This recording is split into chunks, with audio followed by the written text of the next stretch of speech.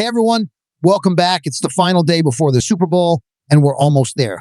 Closing time is here. One last call for alcohol. So finish up your whiskey and beer. We're just about to wrap things up, but I've got a ton to cover in today's show. I've got interviews lined up with Kareem Hunt, Charles Omenihu, and Noah Gray. Plus, I've got some really big news that I can't wait to share with you all. We're just hours away from kickoff between the Chiefs and the Eagles, and I'm going to give you all my final thoughts heading into the big game.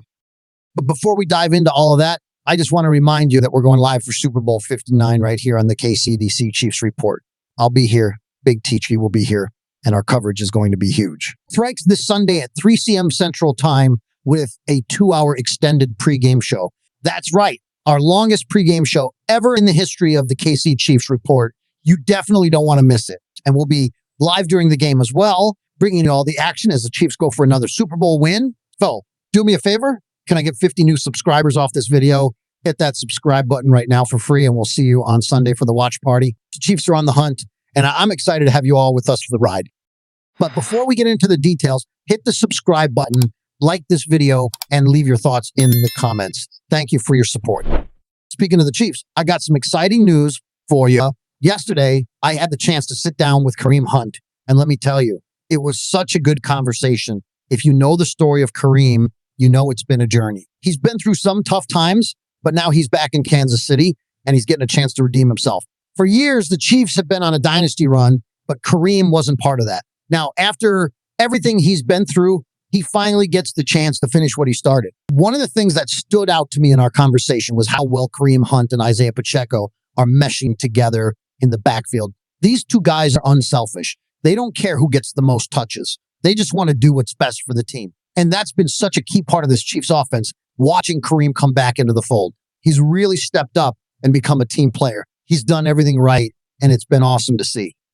I asked Kareem how it feels to finally be here and said, "It feels great, man. I've worked my whole life to get to this point, and it's amazing. I can't imagine what it must feel like for him, especially considering how tough it's been for him to watch his friends and former teammates make it to the Super Bowl in the past few years." I asked him if that was tough to watch, and he said, "The first one was tough to watch, but I've always dreamed of making it to the Super Bowl. I didn't expect to be here with Kansas City, but that's always been my goal. It's definitely been tough, but I've been happy to see Pat win and all the success Travis has had."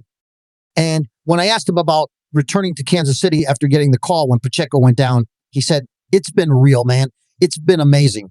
Honestly, it's been a crazy journey for me, and I'm just excited to have the opportunity to help them get another Super Bowl." You can just feel the excitement in his voice. He's genuinely happy to be back, and you can tell that he's motivated to help this team get the job done. One of the things I've really enjoyed is seeing Kareem and Isaiah share the backfield. They've got this unspoken chemistry, and you can tell they really respect each other as players. I asked Kareem about his relationship with Isaiah, and he said, "I love Isaiah.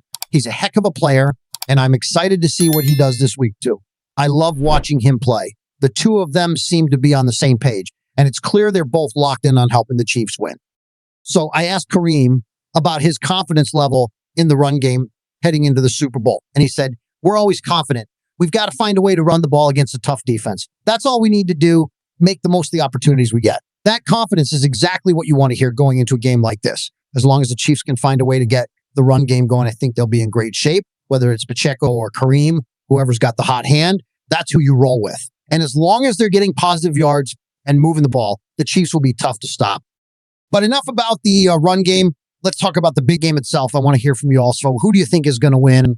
Are you rolling with the Chiefs, type KC for Kansas City, or do you think the Eagles have it? Type Phi for Philly. I want to know who you've got winning the Super Bowl. So get your predictions in the comments.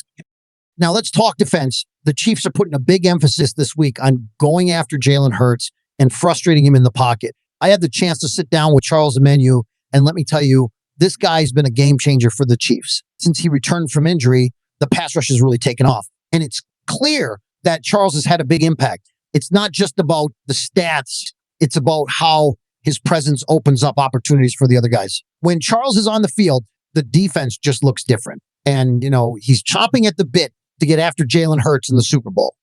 I asked Charles what it's been like since coming back from injury, and he said, "It's been good. It's been a long process, but honestly, I've moved past all that. It feels good to be back." And I asked him, "How badly do you want to get after Jalen Hurts?" He said, "That's what I do." So obviously, I definitely want to frustrate him and make it a not so pleasant day for him. You can hear the intensity in his voice. Charles is ready to get after it, and you know he's going to bring the heat on Sunday. When I asked him what stands out about the Eagles, he said they've got a great offensive line, talent at all skill positions, and they're a big team. There's a reason they're here. The Eagles are a tough team, no doubt about it. But Charles knows what it's going to take to win. He said it's about being disciplined, focusing on the details, and stopping the run. And I couldn't agree more. The Chiefs have to be disciplined, especially when it comes to stopping the run and getting after Hurts. Now, shifting gears a little, one thing I'm really watching for in the Super Bowl is the potential impact of Noah Gray. He's been a bit quiet in the playoffs so far, but I think there's a real opportunity for him to step up in this game. We know the Chiefs are going to focus on exploiting the middle of the field. And while Travis Kelce is always a top target, the Eagles are likely going to throw double teams his way. That's where Noah Gray comes in. If he can make a few key catches, it could really open things up for Kelce, even other players on the field. I'm not expecting Gray to go off for 70 or 80 yards, but even just a few touches could shift the momentum of the game. Sometimes it's not about one player going off. It's about making the right plays at the right time. I actually had the chance to sit down with Noah Gray this week to talk about his role in the upcoming matchup, and it was awesome getting his perspective. When I asked him what elevated his game in 2024, he gave all the credit to his Lord and Savior, Jesus Christ, and to his teammates. He mentioned how everyone works hard, stays humble, and that's what really drives his success. It's refreshing to hear someone so focused on the team effort and not just individual accolades.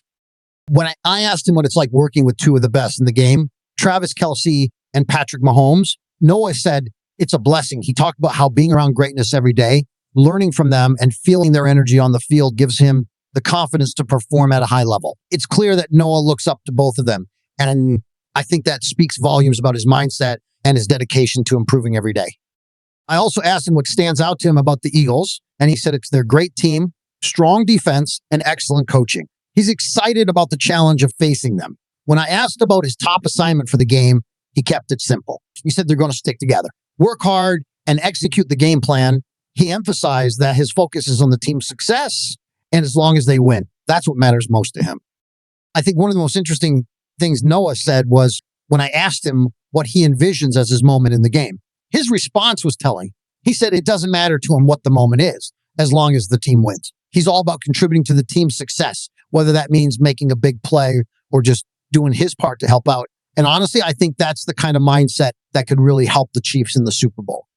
It's been a little while since we've seen Gray step up in a major way, but I think this game could be his time. Historically speaking, there's always one player in the Super Bowl who steps up unexpectedly, someone you don't see having a huge impact throughout the regular season or playoffs, but then they make a difference when it counts the most. Think about David Tyree or more recently, Mecole Hardman. Maybe Noah Gray could be the X factor for the Chiefs this year. He doesn't need to be the star, but if he can make a few crucial plays, he could help the Chiefs secure the win. It's Bob to Hell's Door. Here's my question for you. Who do you think the Chiefs X factor will be in this game? Who's going to step up and make the difference between winning and losing the Lombardi Trophy? Drop your thoughts in the comments below.